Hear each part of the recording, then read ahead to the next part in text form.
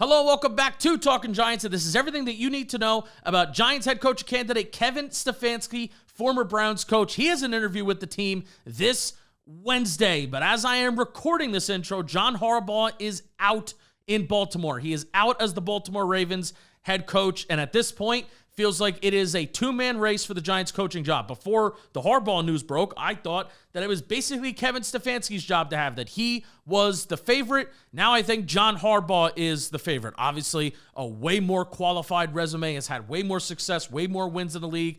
Every head coaching candidate, especially if you are available, you have your flaws. But the Giants are looking for a coach with experience. They're looking for a coach that has won, that has been there, done that, and also has a plan for Jackson Dart. And I think both of those candidates in Stefanski and Harbaugh check all three of those boxes. Now, this doesn't mean that Clint Kubiak can't be a good head coach. Doesn't mean that Chris Shula can't. Doesn't mean that Jesse Minter can't. They're going to interview Cliff Kingsbury. They're going to interview Vance Joseph. They're going to interview Lou Anarumo. But I think it's those two guys that are the favorites. I will have a video out on Harbaugh sometime tomorrow. Here is Kevin Stefanski. Everything that you need to know. The good, the bad. Like, comment, subscribe. And we're going to cover the coaching search. So the Giants want a coach that has NFL experience, and Stefanski has certainly got it. You can look at this from two perspectives, in my opinion. One, Stefanski has helped turn around a franchise even more lost than the Giants at times and turn them into a respectable team that at one point can win double-digit games.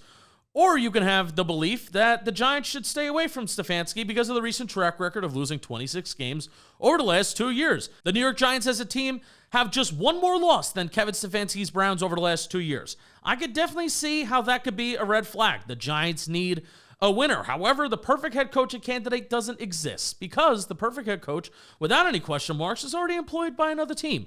So everyone is going to have their question marks. Stefanski's track record over the last 3 seasons, especially offensively, is his biggest question mark, and we'll get into that a little bit more later on. But his background as head coach of the Cleveland Browns, he finished with a 45-56 record and 101 games coached, 1-2 in the playoffs, and his only playoff win coming in his first year in 2020. 2 winning seasons, both at 11 wins over his 6 years. 7-26 over the last 2 seasons, but 37-30 over his first 4.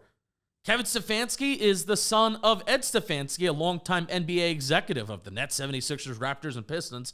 It's been written that he views the sport through a management lens, very unemotional, data-driven, and highly organized. He graduated from St. Joe's Prep in Philadelphia in 2000, and then went to the University of Pennsylvania, played football there as a defensive back, and graduated in 2004. He was twice an All-Ivy League team selection. In 2005, he became an assistant director of football operations from Penn, and then he went right to the Minnesota Vikings at age 24 as an assistant for 3 years. By 32, he became a position coach, and by 37, he became the Vikings offensive coordinator, spending all of his years with the Vikings. And fun fact, the Vikings blocked the Giants' request to try and interview Stefanski / hire him as offensive coordinator in 2018.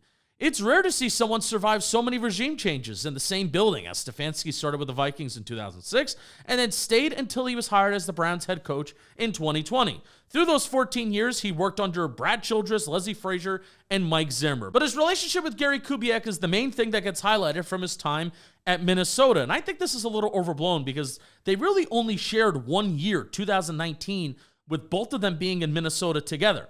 Kubiak was only with Stefanski for the 2019 season, where Stefanski was the offensive coordinator and Kubiak was the assistant head coach. Kubiak utilized a lot of those elements the 2019 Vikings and then the early Stefanski Browns teams used during his time as coach and play caller. Wide zone, heavy play action bootleg, that was his bread and butter, and then it became Kevin Stefanski's. His 1 year as the Vikings offensive coordinator, the Vikings went 10-6, were top 10 in scoring and a top 5 rushing unit in 2019. His offensive identity has certainly evolved as the years have gone on, and not necessarily in a good way. So let's break down this nuanced situation that is the Cleveland Browns offense during Kevin Stefanski's tenure. It's ultimately a tale of 2 different eras for this offense. It's a split personality, bipolar as the years have gone on. Their overall numbers look like this. 2020, they were 10th in EPA per play, 7th in EPA per dropback, 11th in EPA per rush, while being 11th in points per drive and 3rd in red zone touchdown percentage. 2021 saw a dip in overall production as Baker Mayfield struggled with injuries to his left shoulder. The Browns' offense was 18th in EPA per play, 21st in EPA per dropback, 5th in EPA per rush, 20th in points per drive, but still 10th in red zone touchdown percentage. 2022, they were 12th in EPA per play, 17th in EPA per dropback, 5th in EPA per rush, and 18th in points per drive, and 18th in red zone touchdown percentage in a year where Jacoby Brissett and Deshaun Watson were starting games at quarterback. In 2022, when you look at just the first 11 weeks of the season, however, that's with Jacoby Brissett at quarterback, they were 6th in EPA per play, 9th in EPA per dropback, and 4th in EPA per rush. So, spoiler alert, Deshaun Watson makes everything look a lot worse.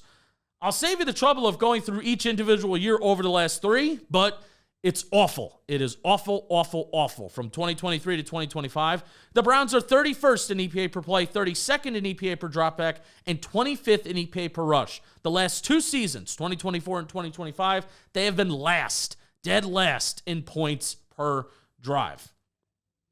So let's talk about the good and what they were doing offensively from 2020 to 2022, and then kind of with Joe Flacco towards the end of 2023. There was the ultimate marriage of the run and the pass. They played off of each other beautifully, and the offense was ultimately a huge advantage for the defense because of their ability to possess and run plays themselves.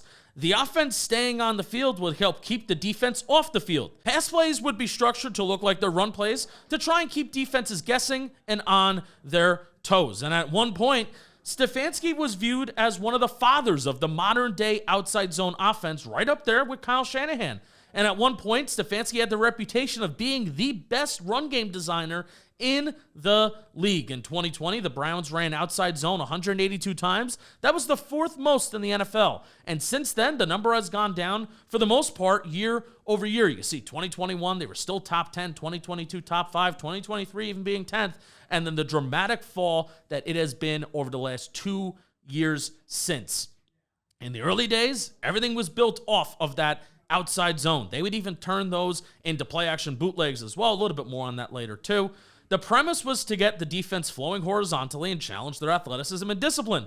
Running outside zone would create cutback lanes and explosive runs. From 2020 to 2022, the Browns had the 2nd most runs of 10-plus yards in the league, only 3 behind the Baltimore Ravens, who had, guess what, Lamar Jackson running for them at quarterback and scrambling and things like that. The Eagles were the next closest team, but with 32 runs behind the Browns of 10-plus yards. This was their identity. They ran the ball, and they ran it well. I will always be a throw-first kind of guy, and I am a genuine believer that the pass does set up the run, but I do believe in exceptions. Kevin Stefanski was an exception to my belief. Their system set up the success of the pass game because Stefanski would build multiple concepts off his core concept of the outside zone. In 2020, the Browns had the 3rd most play-action bootlegs in the NFL, 56 in total, and since then, they have been up and down in their usage, but overall, the last 2 seasons, they have found very little use and very little usage of them, and even worse, success. You can see year over year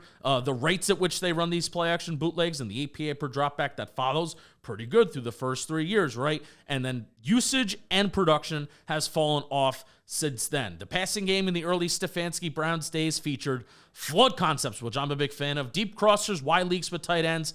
But going from an offense that was so outside zone heavy, play action heavy, to an offense now that looks entirely different, what happened? That is my leading question. What happened to this offense? And even as teams like Sean McVay, okay, maybe they've moved away from outside zone runs, they are still able to leverage some of those looks into play action bootlegs, even with an older, immobile quarterback like Matthew Stafford. There was a thought inside the Browns building, and even some of the players echoed during training camp, that this would be the year that the Browns would return to their roots. However, that just has not been the case. So who is Kevin Stefanski now? That is a major question I have of this head coaching candidate, and what kind of offense would he run with the Giants and Jackson Dart? I would love for him to get back to his roots and what he's known for. It would bring an advantage to the Giants. The thought of Stefanski running that outside zone with Cam Scatterbo and Tyron Tracy does really excite me. But between Andrew Thomas, possibly Marcus Bowe, JMS, John Runyon is a decent puller, there are some pieces there to possibly pull it off. The Browns, though, are the complete opposite of where they were from 2020 to 2022, though. So why abandon that completely?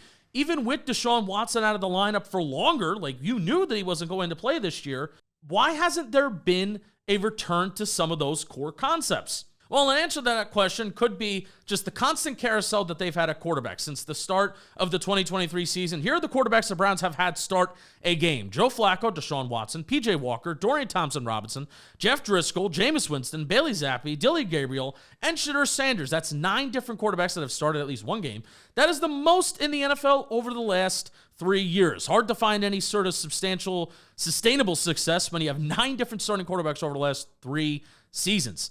Being the team that conducted not just an awful trade for a quarterback, but also the worst trade in NFL history is pretty brutal too. Having so many different starting quarterbacks doesn't necessarily answer my questions on what happened to this Browns offense, but I can also understand that if you install an offense during camp, you're not going to just completely abandon that. Reports have come out of Stefanski's camp likely indicating that he never wanted to make the trade for Watson to begin with. Reports are ownership really pushed to make this trade. I'm not personally stressing over Stefanski's role with acquiring Watson because Jackson Dart's already here. And if for some reason, if Dart fails, then Stefanski's gone anyway. He and Joe Schoen will not be granted the opportunity to draft another quarterback. So I'm not stressing over that. However, the ultimate result of trading for Deshaun Watson was a move away from under center, 12 and 13 personnel to 11 personnel out of the shotgun, which is where the Browns are at right now. From 2020 to 2022, the Browns used 11 personnel on only about 47% of their offensive snaps. That's the 6th lowest rate in the league during that span. And in 2023, they used 11 personnel, jumped up to 68% of their plays. That is a huge, huge jump. Their pass rate increased. The identity of the offense completely shifted. They needed to find a way to not only evolve to Deshaun Watson, but then it came about fixing Deshaun Watson. And the effort to fix Deshaun Watson ultimately led to the domino effect of going through multiple offense coordinators and changes at play caller. At offense coordinator, Alex Van Pelt was let go at the end of the 2023 season after he was the one who first joined Kevin Stefanski in 2020. Ken Dorsey was then hired for 1 season in 2024, and then Tommy Rees was brought in for the 2025 season. Now, there was never any indication that the changes made at OC through the years was because Stefanski couldn't work with others or some sort of major internal conflict. It seemed that these were done as Hail Mary efforts to try and save Deshaun Watson and save some sort of face from that.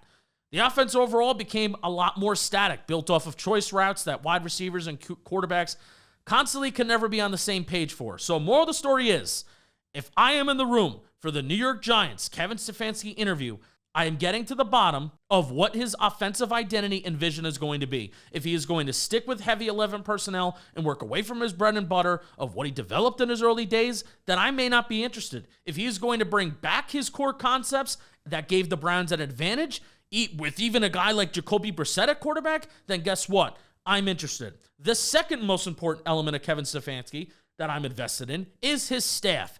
It has the potential to be a major advantage for him. There's obviously Jim Schwartz at defensive coordinator. He's been with the Browns over the last 3 seasons, and that would obviously be huge if he were to come here. From 2023 to 2025, the Browns have been number 1 in EPA per play, allowed on defense, and have been the best pass defense by far. That defense being lights out dominant is the primary reason for them winning 11 games in 2023. If there is any way Schwartz would follow Stefanski to East Rutherford, I am here for it. The most important position coach in football is the offensive line coach. From 2020 to 2023, Bill Callahan was the offensive line coach for one of the best lines in football. He left the organization after his son Brian Callahan was hired for the Titans head coach job, but since then, the Browns have had a very questionable and unstable unit. They have been a beat up and injured offensive line, but nevertheless, a very, very bad unit. While Callahan turned 70 this year and he's currently not employed, if Stefanski can somehow get him back on his staff, I'd love to make that happen. And even if that doesn't happen, it's still a possibility that Carmen Bricillo would stay. And if and only if the organization vets and finds out if they can be aligned together, I would be down for that as well. Do not make it a forced marriage. Let the coach pick the staff he wants, but somebody like Bricillo is qualified and he's already here. All right, so that's going to do it for Kevin Stefanski. I thought before the Harbaugh news broke, like I said, that I thought that he was the favorite and I thought he was going to be the front runner. I know the Giants did their work on him. They've had a couple months to kind of play out these situations of what if this guy gets fired, what if that guy gets fired, and now I think both of their sort of dream scenarios of Stefanski and Harbaugh being available for them, I think that has come true. I do lean Harbaugh right now, obviously, with just his resume. We'll talk more about that tomorrow. Hope you enjoyed this Kevin Stefanski video, everything you need to know about him. Let's go Giants. See you tomorrow.